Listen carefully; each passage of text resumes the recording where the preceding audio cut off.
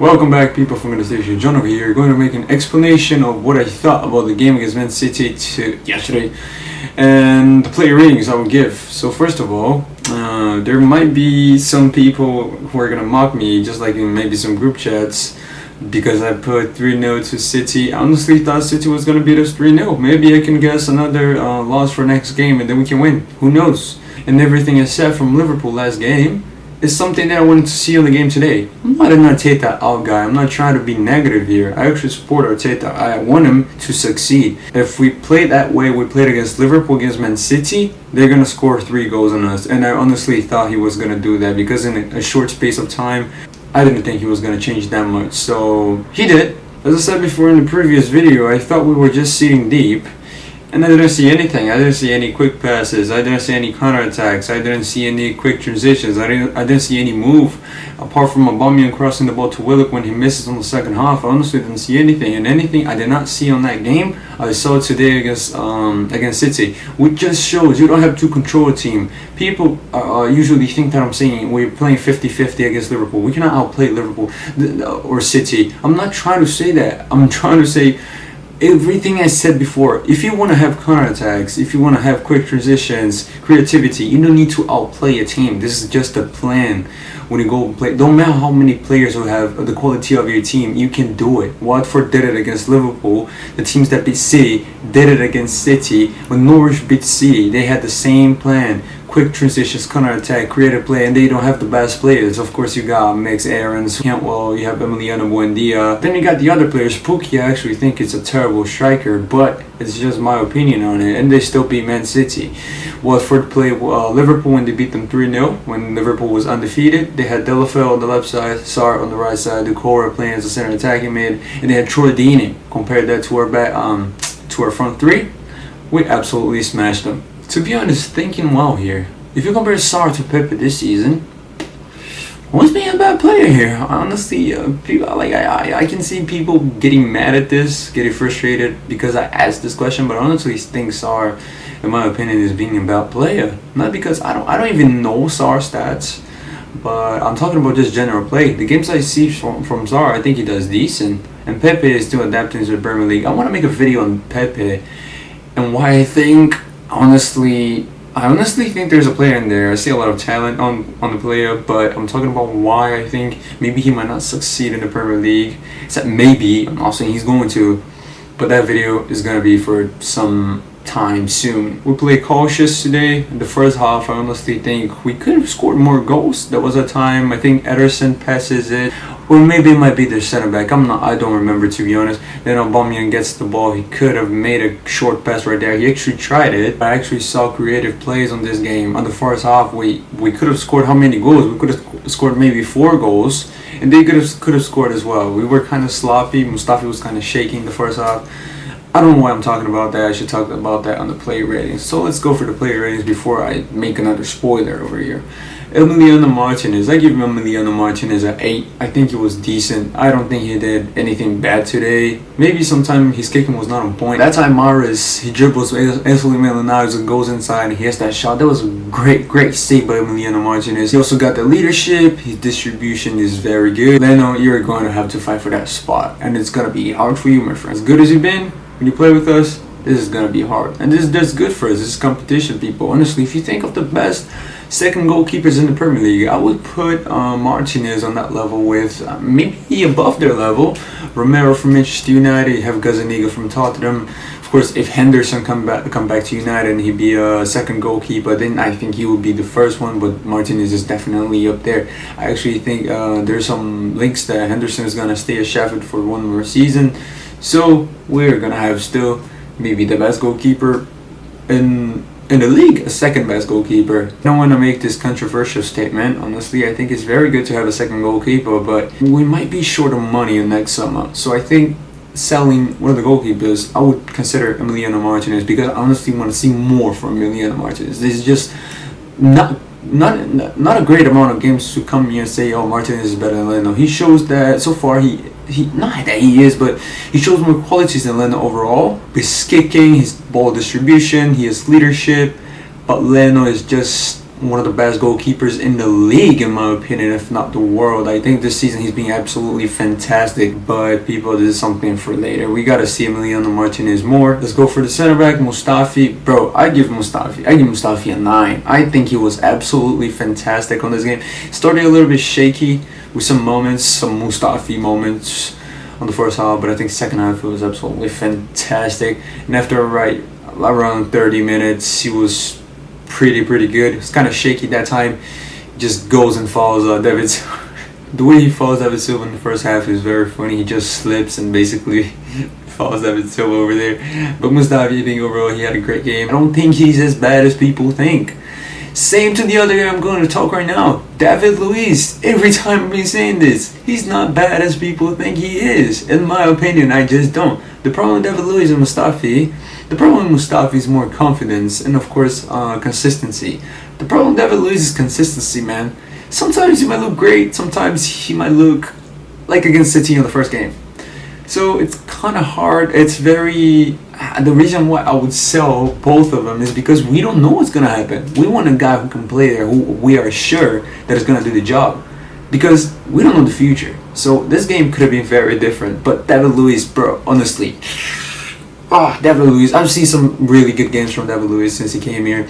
Against Everton, I think he was very good. Against Manchester United, he was very good. Against Chelsea, he was very good. I'm not talking about Stamford Bridge. I'm talking about Emirates. But this game today, I've never seen David Luiz playing like that in my life. Honestly, I give David Luiz a 10 out of 10. I give him a 10 out of 10. Honestly, I think David Luiz was fantastic today. I've set him back here in Tierney. Jesus Christ. I gave Mustafi a 9 in it. I should have maybe given Mustafi an 8 and then 9 to Tierney because I thought Tierney was...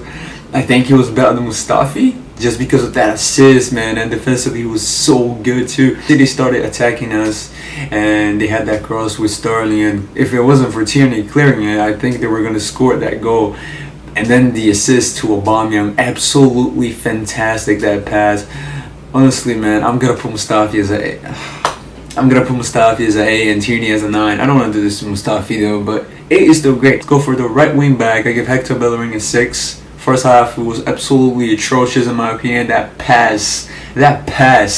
And then 30 seconds after that, he receives a ball from, I don't know if it was from Mustafi, Martinez. I don't remember. But he just cannot control it. In your professional football, he cannot defend. Going forward, he's not the best. He's weak. He's not the fastest anymore. You might talk about the injury, but players who get injuries like Hector Bellerin are never going to get back to the pace that they were before. As I say, sometimes that is a type of injury Adama Traore does not want to get at all. Because if he does, his explosion, he's gonna lose a lot. Don't matter how much he trains, that's gonna be massive. If it was only for first half, I was gonna give him a 3.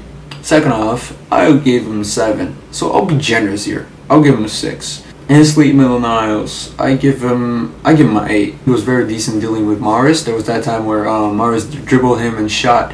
There was a very dangerous one. And in the first half, he was being kind of sloppy sometimes. Around the 30th minute, around there, he tried to pass to Aubameyang. It was not the greatest. And that was really it, to be honest, in my opinion. And in my opinion, Maitland-Niles is the most underrated player on this Arsenal squad today. In my opinion, I just think that you guys may disagree. And if we sell this guy for 20 million, I think that's a total loss. The guy can play right back. The guy can play right wing back, left wing back. The guy can play on the midfield. He can play center attacking mid. He can play on the wing.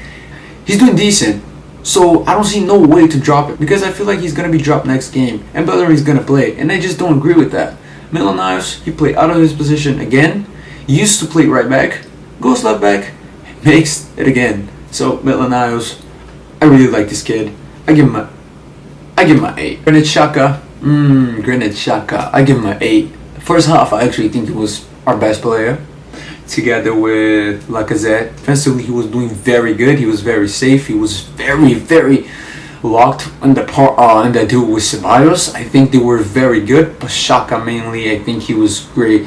Going with Ceballos, I don't think it was the best game with the ball on his feet, but defensively, the dirty work that guy did was absolutely fantastic in my opinion. I give him an 8 for Demi Ceballos. I think he had around 5 tackles on game, 4 tackles, something like that. Then I think we go with our front 3 in it. Lacazette, I want to start with Pepe. Pepe, honestly, people, I don't think Pepe had the greatest game in my opinion. I think, of course, he got the assist to Aubameyang. He had that pass to Tierney where he passed it to Aubameyang with the second goal. But overall, I didn't see Pepe making a really, really high impact on the game. I think he was alright. I think he was decent. I'll give Pepe a 7, to be honest, because of the assist and because I actually think he was better than against Liverpool. Against Liverpool, I thought he was totally crap. But on this game, I think he was better. I give him a 7. Aubameyang on the other wing, I give him a 9 just because of the 2 goals. He might ghost. And I said before I was not going to put Aubameyang. That was... I keep my opinion. Honestly, I keep my opinion. Because when Aubameyang plays these types of games, I just don't believe him. But he did it. So, I rate him for that. I already rate Aubameyang. So he scored. I'm happy for him. Honestly, I don't care if he scored. I wanted him to score a second goal. That was class, man. That was just class. The first goal as well, but the second, that shot, it was just nasty, man. I give Lacazette 8. I think the work rate should be a given, but it's still very good from Lacazette. It's still a plus. Link-up play, he was very decent. Holding up, I think he was very decent. Overall, on the game, I think Lacazette was actually doing very decent again. But this is not to say that I will keep Lacazette next season. For me, that's bad because we can get more money for him for the next season. Honestly, let's say something. I don't want to be negative here, but would you actually keep a guy whose contract ends in 2022? A guy who's already 29 years old. And even if he does good, he keeps his run of games this season. And even if he does good next season, let's say he does good next season, and he's gonna be 30 years old. And then 2022 comes. Yeah, and let's say the season ends in 2021. So he's gonna be 30 years old, gonna turn 31 in 2021. So 31 years old, would you renew with the guy? Would you renew with him? Would you honestly? Because even if he does great next season, just like he did last season, how long will we do that for? So far, I think we can get. I mean, his last run of games. Like 3 weeks ago, I was going to say Lacazette, we could get 25-30 million for Lacazette. Right now, I think we can get 35-40. But honestly, even if he does great, I wouldn't keep him. And there is also the risk that he might not do great, just like this season. And you might say, oh, but every player has his season off. No, it's not. If you're a class player, mate, you're not going to have a season off. Had a great game. I rate him for that. I like Laka. I give Laka 8.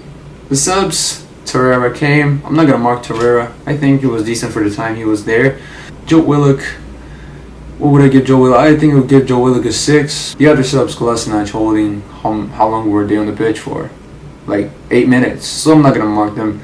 I give Arteta everything I wanted to see against Liverpool and everything I asked for. He did it here. I'll give him a... should I give him a 10? A 9 or a 10. I give him a 9.